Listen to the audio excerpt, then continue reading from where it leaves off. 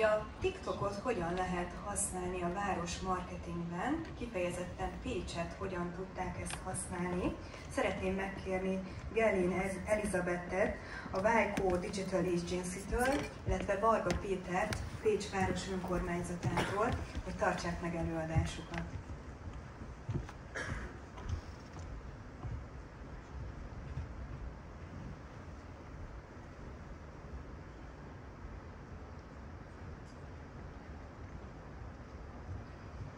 Jó estét kívánok mindenkinek, szervusztok!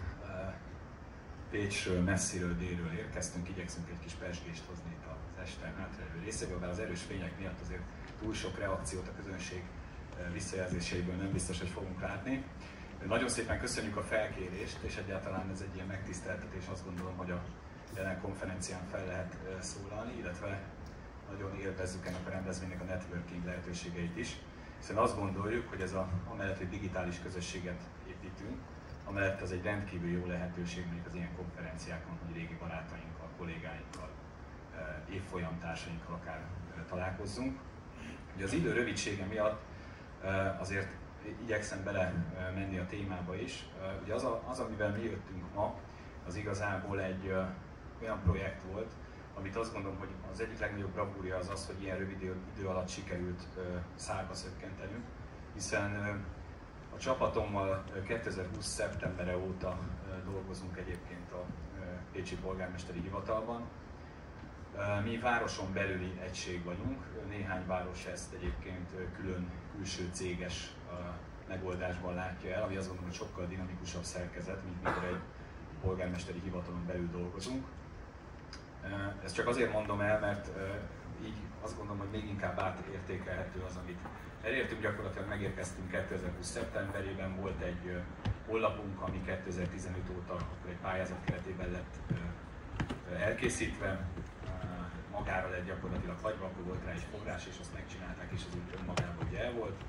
Közösségi médián belül ugye voltak ilyen entitások, polgármesteri oldal, meg egyéb ilyen különálló szövetek, amik ugye így gyártottak híreket, vagy megjelentek bizonyos tartalmakat, de ezek között semmilyen kohézió nem volt. Ezeken is igyekeztünk változtatni. Nincs itt a Rechnitzer Szilvia kolléganőm, akinek az egyik legnagyobb érdeme van ebben, meg ugye a prezentációban is ő került föl, helyette enyém lehet az a megtiszteltetés, hogy most elmondjam itt a projektünknek a vívmányait, de Szilvia azért nagyon sokat tett ennek érdekében. Ugye eleve egy városon belül már maga a szakember gárdának a feltöltése is komoly kihívásokkal járt, hiszen köztisztviselő státuszban megtalálni a megfelelő olyan szakképzettséggel és rutinnal rendelkező kollégákat, akik még ismerik is a várost, ez azért nem egy egyszerű feladat.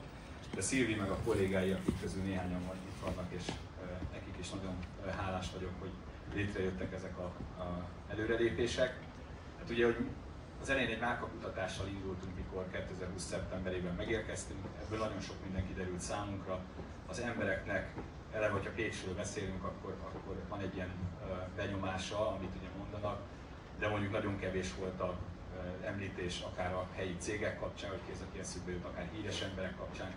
Tehát kicsit azt láttuk, hogy egy ilyen statikus kép rajzolódik ki az emberekben Péccsel kapcsolatban, egy ilyen szép, kulturálisan sokszínű, de azt gondoltuk, hogy azért ez hosszú ideig nem fenntartható, ugye ez még az EKF, az Európai Kulturális Főváros 2010-es címmel egybeesett, de hogy ez egy ilyen nagyon statikus valami volt, mindenképpen azt láttuk, hogy ebbe dinamizálni szükséges, ugye néhány város azért azt gondolom, hogy elment mellettünk, főleg ilyen ipari, vagy egyáltalán ilyen céges kultúrában, dinamizmusban, ugye Győr, Debrecen, Kecskemétet akár említeni, Székesfehérvár, tehát ugye volt egy ilyen lemaradásunk, nyilván Pécs soha nem lesz ezekkel a városokkal egy öntetű, és azt gondolom, hogy bizonyos vetületben meg sokkal tovább túl is tudunk rajtuk mutatni.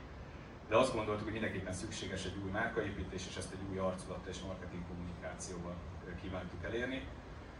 Nagyon nehéz volt a kiinduló helyzet, hiszen egy nagyon sokszínű város, 11 kisebbségi önkormányzatunk van például, ez azt jelenti, hogy több nemzetiség él ugye a városban, tényleg nagyon sokszínűen. Az egyik legmagasabb, sőt most már azt mondom, hogy a legmagasabb külföldi egyetemista létszámunk van, ez most jelenleg 6000-es nagyságrendet tölt, 7005-ig kívánja fölvinni a PTE.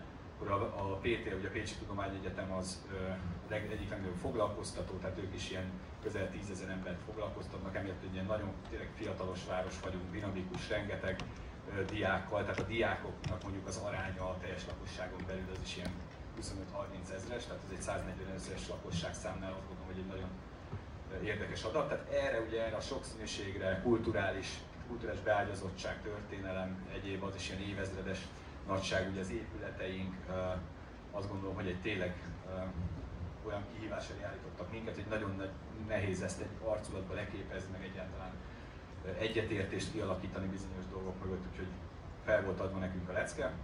Ugye a főbb dimenzió, ugye azt gondoltuk, hogy a mai marketingből nagyon sokszor az értékteremtést hiányoljuk.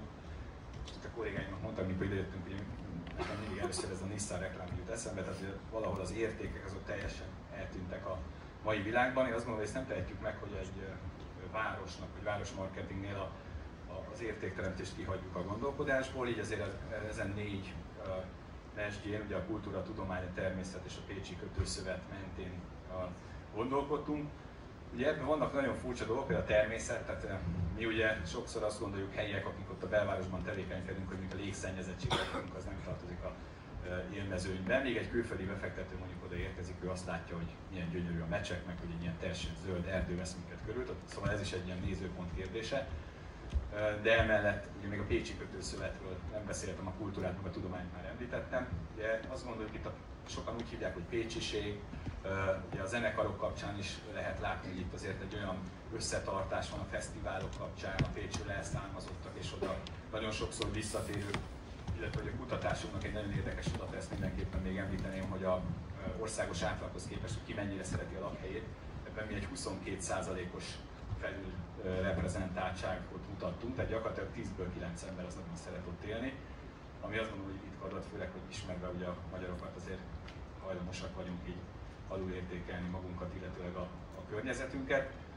Ugye, hogy milyen is Pécs, hát nyilván elfogultam, meg azt gondolom, hogy helyben azért nagyon rajongásig is lehet szeretni ezt a várost, aki azért ide jön, de egyébként itt elhangzott már mesterséges intelligenciát megkérdezve is legjobbak közé sorol be minket még a mesterséges intelligencia, és jó ott élni árérték arányban azt gondolom, hogy egy élhető város vagyunk még mindig, és azt gondolom, hogy Budapest mellett talán ezt a minőséget, kultúrát, meg egyáltalán lehetőségeket tekintve szerintem még mindig a legjobbak közé sorolható a város. Ezekre igyekszünk fókuszálni, és amikor ugye megalkottuk az új arculatunkat, remélhetőleg megy a videó, nem láttam, hogy igen, akkor ezt a Pécsi Tudományegyetemmel közösen egy projekt keretében sikerült megtennünk. Emögé egyébként a teljes városi politikai élet is felsorakozott, tehát ez oldaltól függetlenül mindenkinek tetszett. Ez azt gondolom, hogy ennél nagyobb siker Magyarországon ebben az átpolitizált és alternatív valóságokban létező országban, azt gondolom, hogy ez egy nagy siker. Ugye itt látható, hogy a Székesegyháznak az 5 tornyát, ugye Fülkirchen néven is ismert a város, illetve a városból vett színeket vettük alapul, és ezt a PTA tervező grafikai tanszék kollégáival együtt egy projekt keretein belül, egy sikeres projekt keretein belül sikerült megújítanunk. Azt gondolom, hogy ez, mivel azóta már díjakat is nyert, ez méltán egy ilyen kirakatba kitehető történetünk, ugye a betűtípusnak is egyébként saját betűtípus, tehát ilyenekre sikerült figyelni, és mivel nagyon fogy az időm, ezért az utolsó szlájdnál már csak egy gondolatot mondanék, mielőtt a Lizának átadnám a szót. Ugye mondtam, hogy az értékteremtés nagyon fontos szempontnak, ugye mindenféle platformon a megfelelő célcsoportnak megfelelő kommunikációs tartalommal szeretnénk előjönni. Ugye igyekszünk egy ilyen szerethető márkaképet mutatni. Én azt gondolom, hogy nagyon fontos a mai világban az, hogy különösen úgy, hogy a sajtóban általában a negatív információkat kapják fel, megpróbálni a pozitívra fókuszálni, és ez ugye nem mindig egyszerű, különösen azt gondolom a jelenlegi anyagi helyzetében az önkormányzatoknak nem egyszerű. És ugye a közösség formálása, ami meg azt gondolom, hogy egyre jobban megy, de erről már Liza fog beszélni. És ugye itt a csatornákat ilyen kis ikonok kapcsán felsoroltuk, hiszen amikor az elején gondolkodtunk, akkor nyilván mi a életkorunkból függően is a Facebook és az Instagramban gondolkodtunk, illetőleg a LinkedInben, amiben szintén aktívak vagyunk, de akkor felmerült, hogy mi lenne, ha esetleg a TikTokra is merészkednénk, de mi ettől idegenkedtünk, és akkor jött a Vájkó ügynökség, és Liza folytatja innen. Üdvözlök mindenkit! Igen, ma azt szeretném elmondani, hogy Péteréknek hogyan sikerült azt bebizonyítanunk, hogy igen, egy városnak is helye lehet a TikTokon, és hogyan tudunk egy ilyen platformon is érvényesülni. Úgyhogy 4 kérdéssel kezdődött ez számunkra, és ezen keresztül szeretnélek végigvezetni téged, hogy hogyan tudott ez a 4 kérdés segíteni nekünk abban, hogy egy jó TikTok stratégiát tudjunk összetenni. És hát a kérdéseket itt találjátok, a miért kezdtünk, vagyis azzal, hogy egyáltalán miért releváns számunkra ez a platform, mert hogy nem úgy ugrottunk neki, hogy oké, legyünk jelen a TikTokon, és akkor ennyi, hanem szerettük volna ezt megalapozni. És azon kívül, hogy a TikTok globális aktivitásban az első, és manapság már megkerülhetetlen, úgy éreztük, hogy van egy lüktető, vibráló város, és szükségünk van ehhez egy olyan platformra, ahol jól tudjuk ezt közvetíteni, ami akkora teret ad nekünk, hogy ezt át tudjuk adni. Ahogy látjátok, a kiemelt célcsoportunk 90-120 percet tölt el egy nap a TikTokon. Mi úgy éreztük, hogy óriási luxus lenne az, hogy nem gyártunk tartalmat egy ilyen platformon, és nem szolgáljuk ki őket videós tartalmakkal. És fontos még megjegyeznem azt is, hogy az elmúlt 5 évben ez a szám a 4-szeresére nőtt, míg például a tévé esetében, hogyha ugyanezt nézzük, akkor 65-70%-kal csökkent. Úgyhogy úgy gondolom, hogy megalapoztuk azt, hogy miért is szeretnénk ezen a platformon mi tartalmat gyártani, a városnak is jelen lenni. Jöhetett az, hogy kinek fogunk tartalmat gyártani. Különböző célcsoportokat kaptunk meg a várostól, ahogy látjátok, helyi lakosok, befektető, turisták, és nekünk az volt a célunk, hogy kiszolgáljuk őket célzott tartalmakkal, hogy jól fogyasztható formában adjuk nekik át akár azt, amit a weboldalon megtalálnának, de akár könnyen megtalálják videós formában.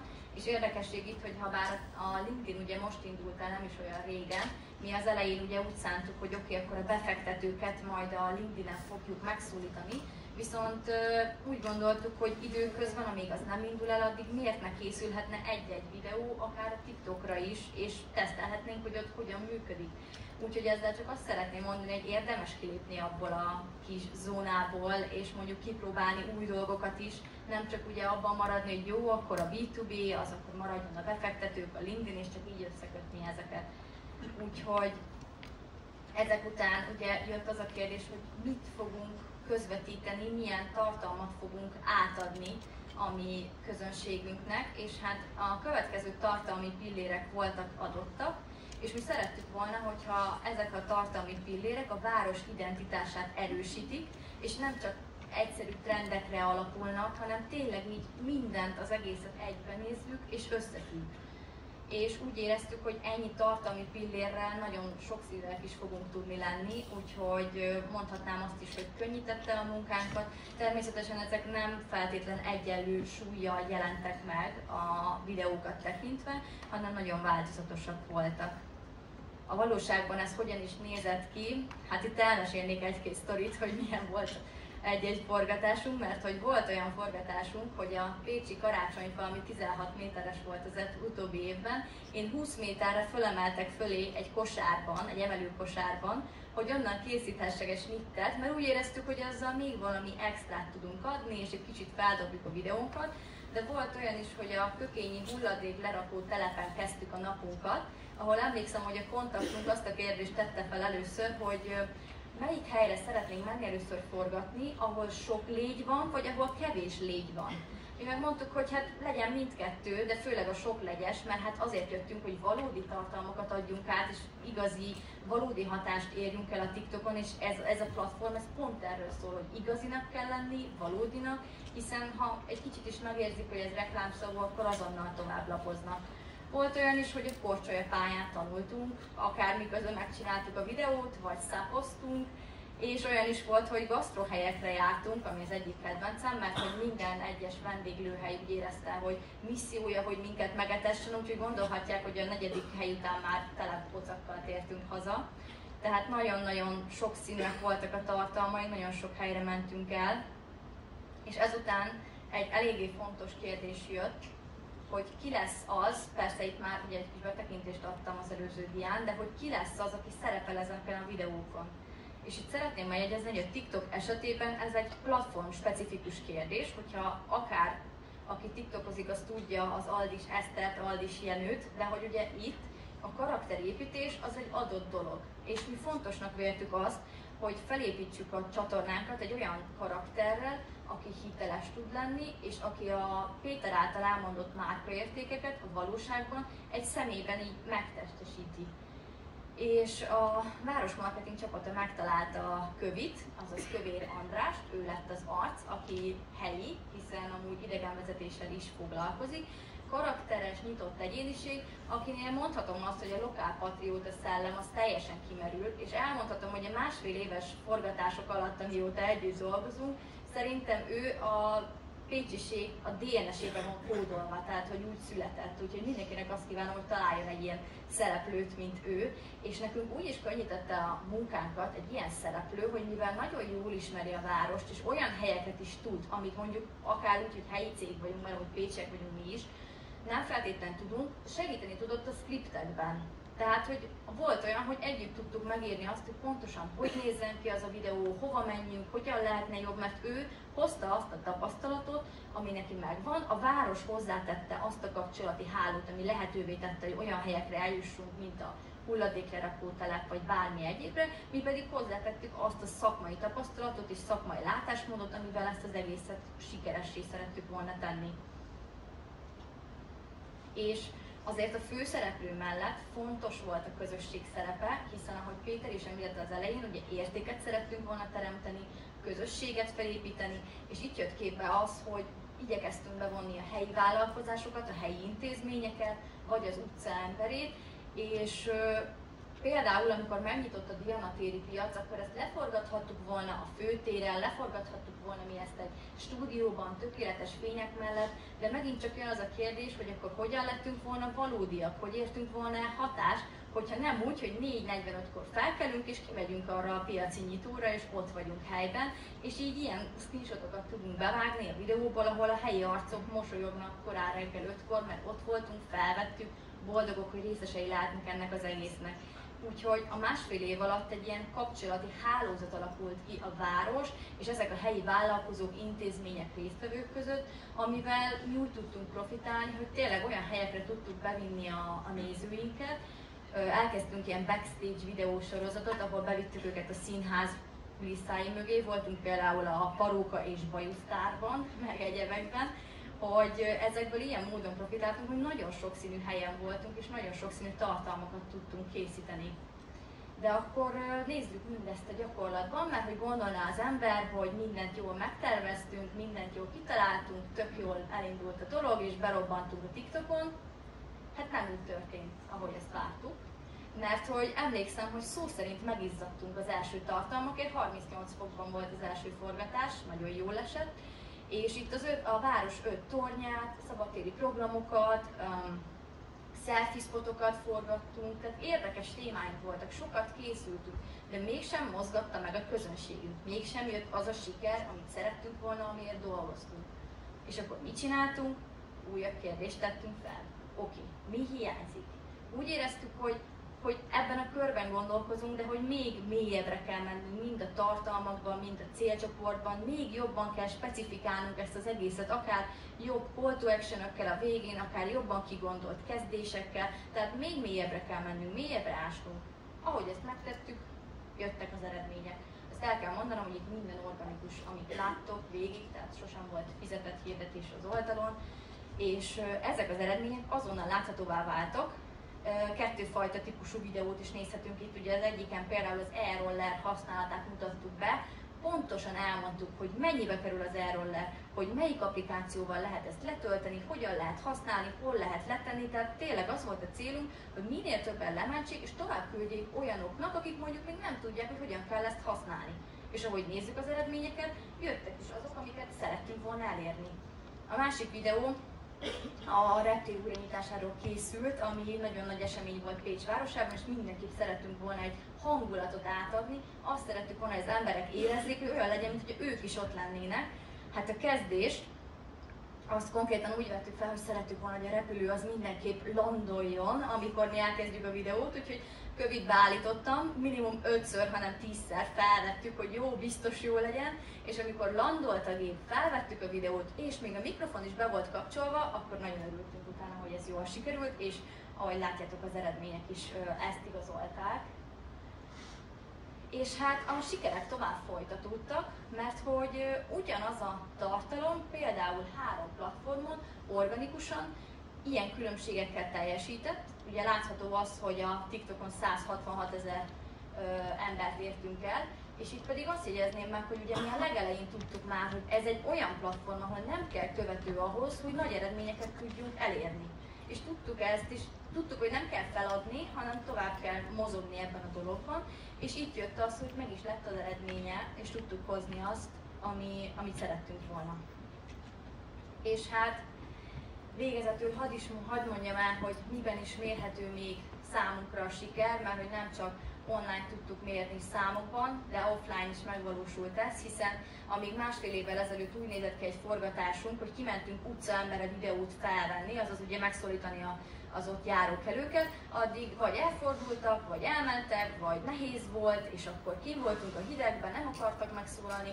Ma egy ilyen forgatás úgy néz ki, hogy kimegyünk a Pécs városos pulcsinkban, és az emberek oda jönnek hozzánk, és azt mondják, hogy szia Kövi, mi lesz a következő videótok, annyira jók, mikor lesz ilyen pulcsi, mikor vehetjük meg, hadd mondjam el én is, mi a kérdés most, mit válaszoljunk. Tehát, hogy oda jönnek az emberek, és értékelik azt a munkát, amit teszünk, amit mi generálunk a videókkal, és úgy éreztük, hogy tényleg sikerül valódi közösséget építenünk. És végezetül én csak annyit tudok mondani, hogy egy lüktető városnál, ami ennyire dinamikus, a kommunikációnak is muszáj ezt lekövetnie, rugalmasnak kell lenni, nagyon sokat kell kérdezni, ki kell mozdulni a komfortzónából, ha valami nem megy, újabb kérdéseket feltenni, és azt gondolom, hogyha a TikTokon szórakoztatóak, inspirálóak, értékteremtőek tudunk lenni, akkor lesz ennek valódi hatása. Nagyon szépen köszönjük a figyelmet!